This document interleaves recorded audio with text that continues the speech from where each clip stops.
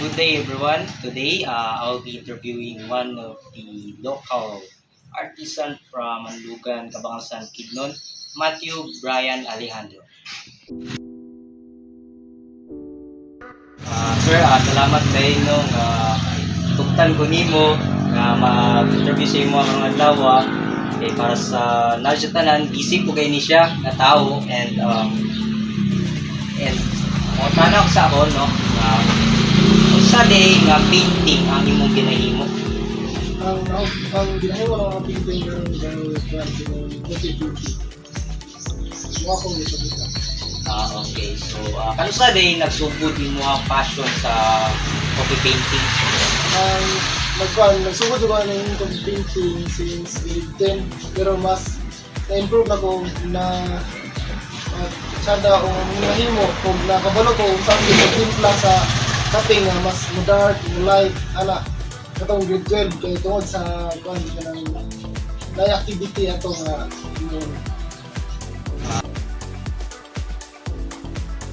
Sa di mong inspiration para magsugod o ani nga art work?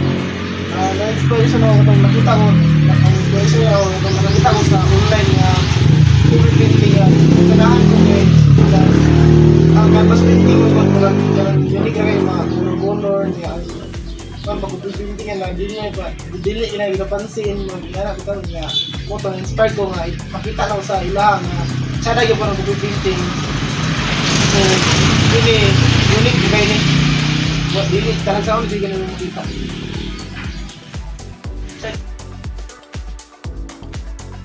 Para sa kaalam sa tanan, usa day ang mga needed ni mga materials para makahimo ka og inani na katsada nga art. Kailangan ng mga gamit is first is illustration, Size na depende na no. Depende na sa inyo. Isa ka ako yung sa inyo. Pero kasagaran mo ginahimo gyud. Ang kasagaran mo ginahimo gyud kay 1/4. Tas ang pencil, illustration, kape, mug, and last is paintbrush. Moro yun na.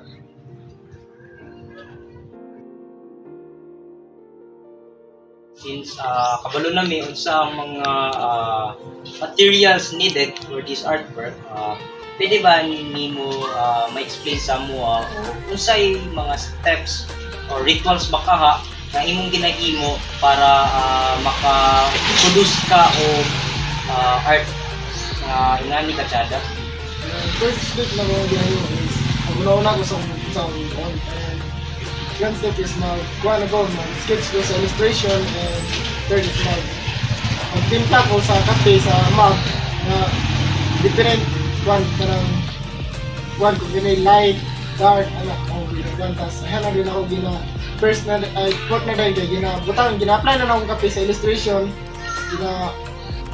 paint na ako dito, yung ginapauga og mga more than 3 hours, tas next na dahil ito na rin dark nga parang highlight na gid kung unsa akong gusto rin po. Really appreciate it tayo yata na tayo sa mga.